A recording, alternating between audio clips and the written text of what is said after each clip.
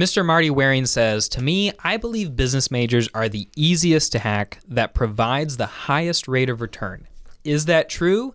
Is that false? We're going to talk about that today. Welcome to another College Hacked Q&A. We're glad that you guys could join. We're especially glad that you guys have asked questions. I'm Dr. Clifford Stemme. This is Dr. Lauren Daly. She is one of our esteemed advisors here at College Hacked. And so a lot of you probably recognize her from doing meetings with her. Some of you have done meetings with me. And today we're going to go ahead and answer some really good questions. To answer this question, do you think that business majors are the easiest to hack that provides the highest rate of return? Like if you combine those two, is it the Venn diagram perfection here? Yeah, I'm trying to I don't want to invest in paying for fancy graphics for one question, but well, now that you've done this, I fully understand your train of thought and where you were going. So I feel like I'm equipped to answer. Okay, perfect. Great.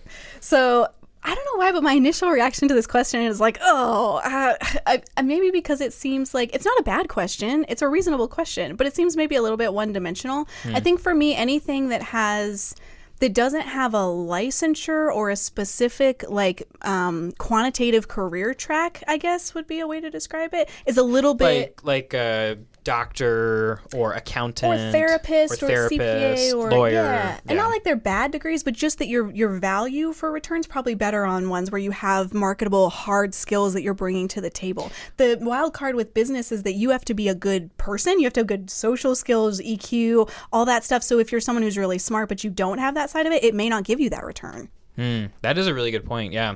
As far as like which degrees have highest rate of return, you're totally right on that. And like a good rule of thumb here, guys, is if you're just thinking in terms of how can I make the most money and be the most comfortable, then you should be looking at degrees and careers that are hard to get into. If they have high barriers to entry, there will be less competition and the pay will be higher. If there are low barriers to entry, such as getting a bachelor's degree, and in business or any bachelor's degree will be accepted, then you're going to have to compete in other terms, not in terms of your degree. But as far as easiest to hack that provides the highest rate of return, business is one of the easiest to hack. And you can use a business degree to go get a counseling degree or a law degree or whatever else you want that, isn't looking for something specific. You can even do a business degree in accounting to go get your CFA, CFP, that kind of stuff. But I would generally say yes, as far as degrees that you assume will make money that are also easy to hack, business tends to have that combination. That doesn't mean you should get a business degree or that it's the perfect fit, but business is a word for making money and it's easy to hack. So I think it kind of fits these. Good point. Specificity of question matters. Yeah. Hannah Miller 5515. What are some logical points that are most likely to convince a professor or school board member that I am a good candidate for an exception to allow testing out of a class? And a little bit of context here. College, like hackable colleges like LUO, UMPI, WGU, basically already have systems in place where you can test out of classes, but slightly more traditional four-year programs, typically residential ones, don't always codify or standardize those systems. And so you might find a class, like say you speak Spanish, and they're for your English major, they want you to take a foreign language, and you're like, well, I already speak Spanish. Can I just test out of the Spanish class instead of having to take the time? That would be the kind of situation she's talking about. How would you go about convincing a dean, like, hey, I shouldn't have to take this class. Can I just show you that I know the information? It's so far outside of anything I think I've done in an academic realm that I am answering with what I imagine that I would do. But I mean, whenever you're making a case to somebody about anything, especially if it's competency related, you want to demonstrate that competency. So I think personally, I'd put together some sort of like easy to skim through and look over, not, deeply pages long things they have to read, but maybe examples of projects you've done in that language in Spanish or time you spent abroad or, things that would demonstrate competency in that area. One-page portfolio as a way to start is a good way to start that conversation. Showing, like if you have certifications in something that prove it, using that. But typically the dean is the one that you're going to have to convince to give the sign off. But to convince the dean, you'll probably have to convince the professor. And so I would probably just start by asking the open-ended question of the professor and be like, hey, is there a way to test out of this? And they say no. And you say, well, what if I showed you such and such? And then just you got to have a conversation. Sometimes you have to knock on those doors, even if the answer is no at first. Yes. Yeah. Go from professor to chair to dean. And if you don't get the answer you want by the time you get to dean, the answer is no. The cardboard pizza is one of our people. They say, I'm an academic advisor, and having to tell someone who worked hard and paid a lot for their credits at a for-profit school that their credits are not transferable and basically meaningless is always heartbreaking. I think this was in reference to a video where we were talking about how, sometimes schools won't take your transfer credits. And sometimes that's because those transfer credits come from a for-profit, nationally accredited school that just doesn't have the clout to be able to get those credits accepted. And I think you've had some experience with this personally, right? I have, yeah, definitely. Both personally in my own academic journey when I was an undergrad, but then also with clients of ours. Oh, did you really? I did, yeah. Oh, man. I actually had someone misadvise me when I was doing my undergrad degree that I needed an English class I'd already taken twice at other schools. And so when I took it, the registrar was like, why did you take this? So yeah, that was a bummer. But so find yourself a good academic advisor. Maybe it's us. Yeah, not a bad idea. If you do want to do a consultation with us and supercharge your college pathway, sign up at the link in the description. But yeah, we've had students who, somebody will come to me and say, I have 120 credits. I'm ready to graduate. I want to do UMPI. And they send the credits to UMPI, and UMPI says, we're only going to take 50 of these because the other 70 are at a school we don't respect, basically. It is super heartbreaking. It is always really sad. Just in general, avoid for-profits and avoid nationally accredited schools. And you should, for the most part, be okay. There'll still be some situations where they don't accept it. But those are like the two big things you can do to avoid that. And also come talk to us. Yeah. Don't go do this on your own. We'll help you. First Managers 4040. Saylor course is safe to take. We actually talked about this in our last Q&A. I would recommend that you go check that out. But we do have a video about Saylor up here. And yes, they are safe to take as long as your school says that they'll accept them. Every school is different. Check your school. Zim's Garage. Actually, we talked to this person in our previous video as well, and I had trouble pronouncing it then as well. Didn't learn anything from last time. I'm enrolled at UMPI in Sofia, thanks to your information. What degree would you recommend for someone that just wants a bachelor's degree? I already have a good job in business, but want a bachelor's degree to put on my resume. This is all you. Take it away. Question. Well, first of all, there's two main reasons that people come to College Hacked. Usually it's one of these two kind of scenarios. Either you have a ton of skill from years in an industry and you want to put a piece of paper behind the skills that you already have, or you're trying to switch industries or advance in the industry that you're in and you actually want to acquire new knowledge by getting a degree. So those are two different ways to approach hacking college and getting a degree. When you talk about the best degree recommended for someone who just wants to get done, I'm always going to say Chipotle degree. So it's always going to be interdisciplinary studies, liberal arts, general studies, whatever the school might call it. It's a build your own major. I'm very biased about this because I did it for my undergrad and had great success with it. And I always bring it up in my sessions too. And half the time people are like, thank you for being excited about this, but that's not the right direction for me. And we move on. But I want to make sure you know about it because it is the easiest and best way to get done with a bachelor's degree as quick as possible. When you create your own major, you can hack basically anything that you want into your major as long as you abide by the select rules that the school enforces for their particular version of that major. So yeah, and Lauren and I literally used to run, guys, the world's largest Chipotle degree in the entire world. We were like, just us two were the department that handled we had 500 residential students at one point, and we had like 5,000 online students at one point in our degree. And we would meet with people, like our main job was meeting with people who were interested in the degree, people who wanted to graduate fast, and then helping them put together a plan. Yeah, that's where we actually met. It was super that's fun. How we started working together. Chipotle. We were basically the two biggest Chipotle degree managers in the entire world. Yes. It was amazing. So yeah, if you're going to UMPI, their bachelor's in liberal studies is probably what you're looking for. Nike 3000 CA. After watching this video, I signed up for Sophia Learning. 10 days in, 15 credits earned. That's with working a full-time job and 3 part-time jobs, not including family responsibilities. Guys, that's amazing. Nobody has any excuse. I don't know how much sleep that Nike 3000 CA is getting, but if he or she can go earn 15 credits in 10 days, what's stopping you from going and starting and knocking out your first year of college and like let's make this reasonable. Do it in 3 months. Knock out 30 credits in 3 months. I know you can do it. If you know the right courses to take, if you know which ones are a little bit easier, which ones will fit into your degree plan, all of these kinds of stuff, there's nothing that's going to stop you from knocking this out. So don't delay. Go do it. You deserve it. Not the time 4984. How would you compare Thomas Edison to UMPI? I taught at UMPI and I was a student at Thomas Edison. So I definitely have strong opinions, but do you have anything you want to throw on there first? Yeah, I think if this came up in a session for me, what I would say is TESU is a lot better if you are someone who is comfortable with and looking forward to standardized exams. Because their whole kind of shtick is that they get you done a little bit quicker because they have these in-house CLEP exams called TSEPs that they create. So if you're comfortable with standardized exams, then that might be a great option for you. If you're more of you want to work at your own pace and you want to work through modules of material before you have to submit a final project or do a final exam or something like that, UMPI is going to be better because they have the supporting material there for you where it's not just an exam, it's actually a process to go through. What would you say?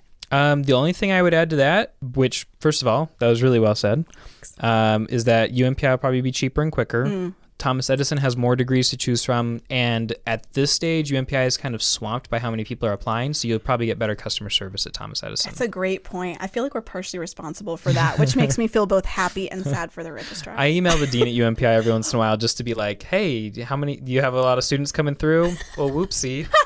Whoopsie, you're welcome.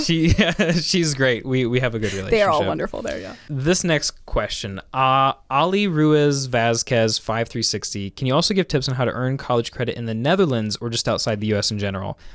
We do have a video coming out about this soon with basically everything you need to know. There are going to be like 5 tips that apply to international students, and then basically apart from those 5 things, everything else that we talk about applies to you. But for now, I would just say avoid CLEP exams because unless you have a testing facility in your country that you can physically go to, you can't really do CLEP exams otherwise. So Sophia, StraightAlignStudy.com, Saylor Academy are going to be the way to go.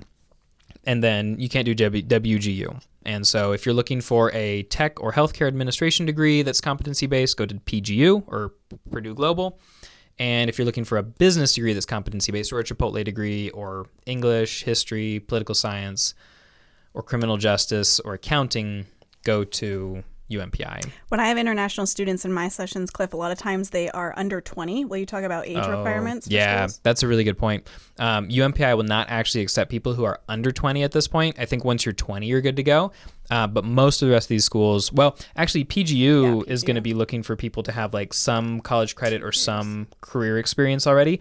Now, I talked to a PGU counselor recently, and they said, skinny. Yeah, we'll make stuff work. We'll make some exceptions. But if you come in with 18, and you're 18, you have 0 credits and 0 work experience, they're probably not going to take you. If you come in at 18 with 90 college credits or, 3/4 of the degree done already, then they might take you. They're probably going to have a conversation.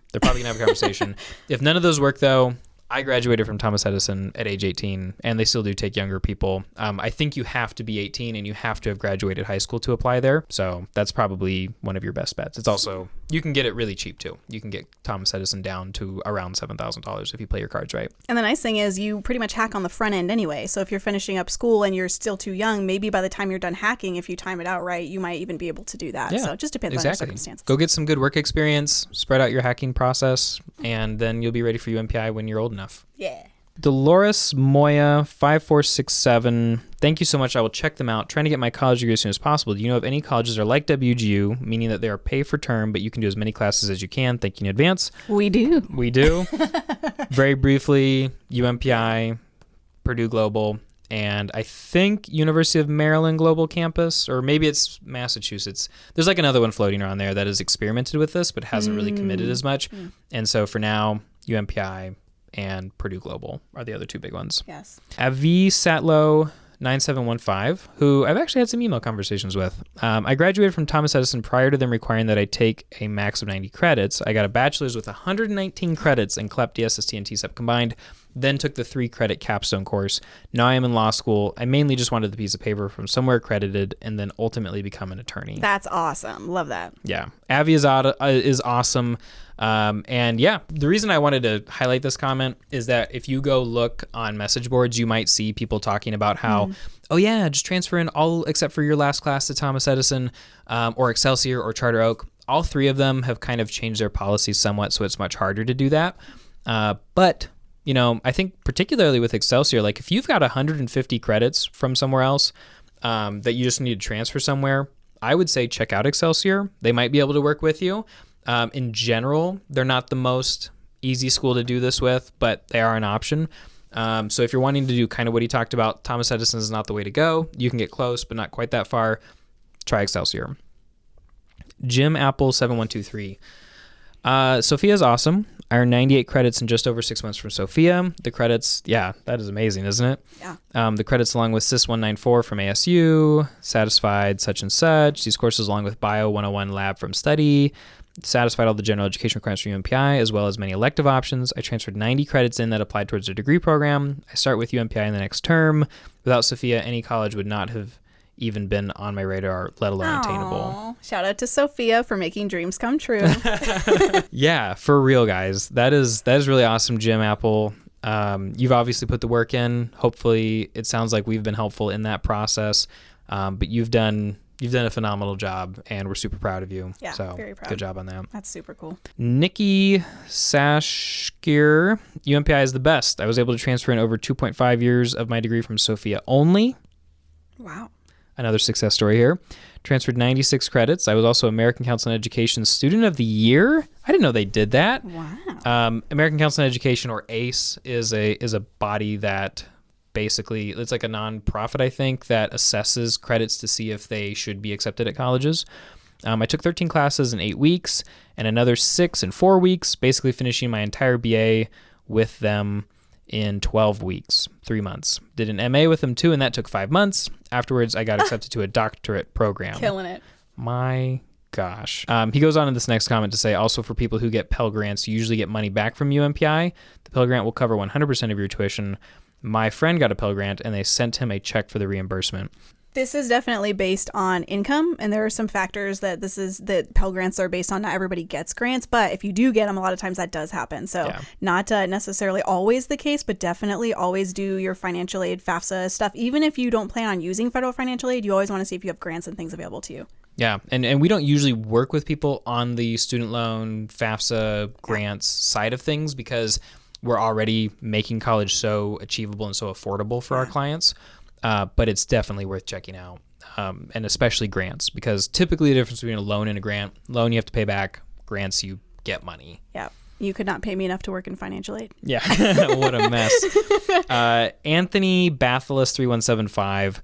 Excellent review. Do you think ChatGPT and other AI will affect college universities negatively? This is not about college hacking, but I couldn't resist this timely question. I just had this come up in a session the other day. Somebody asked me if I thought that there was, actually, we had talked about, I was teaching online, and they said, do you see people submit assignments that are generated by ChatGPT? And I said, not that I know of, but probably. I definitely have caught some people, not in college, but I had one of my employees at another company that I run. I had, sent him a message saying like, hey, I have an opportunity for you. Do you want to do this? And he didn't. And so he had ChatGPT write this like really long 500-word response that was incredibly polite and professional. But I was like, I immediately knew it was ChatGPT. I was like, dude, is this ChatGPT? Did you just respond to me with ChatGPT? Like, you can just write a message to me. Yeah. You don't have to be so awkwardly professional. But we do have colleges. My wife April is a college professor who has caught people using ChatGPT, and my friend Caleb, is a college professor who has caught people using ChatGPT. And guys, it's honestly painfully obvious when people use ChatGPT. Yeah, you don't go from being like a RU, like with a capital R and a U, to an eloquent 5-page paper. There's just a transition there that does not happen like that.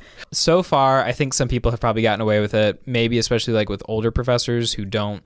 Well, even the older professors can be really sharp as to figuring out like good writing, because like that's their skill. And so they recognize good writing.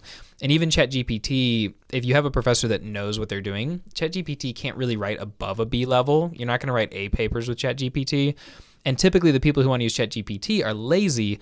And so they're not inputting good stuff. They're not editing it at all. They're doing a really bad job. And so a lot of them get caught. And then that is plagiarism. So you're risking getting kicked out of school. ChatGPT and AI could get scary at some point. They're not yet. So I would agree with that. I think also we usually see these types of softwares and programs come out first, and there's a little bit of a Wild West period, and then pretty quickly the other side of the coin comes into the picture and says, okay, we need some regulations on this, or we need other softwares that will figure out when this is being used. So I wouldn't be surprised to see that stuff enter the market in the next few years. Yeah. Yeah. And then they have software too to speak to you that detects it too. So it's coming. Reviews World, would you recommend UMPI or Purdue Global or Thomas Edison for international students? It really depends on you. Depends on your age. So many factors. Major. UMPI if you can.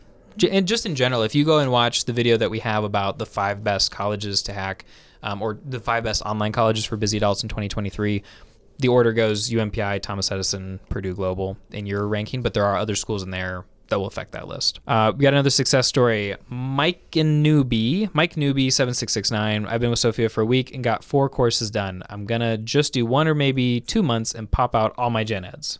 Nice.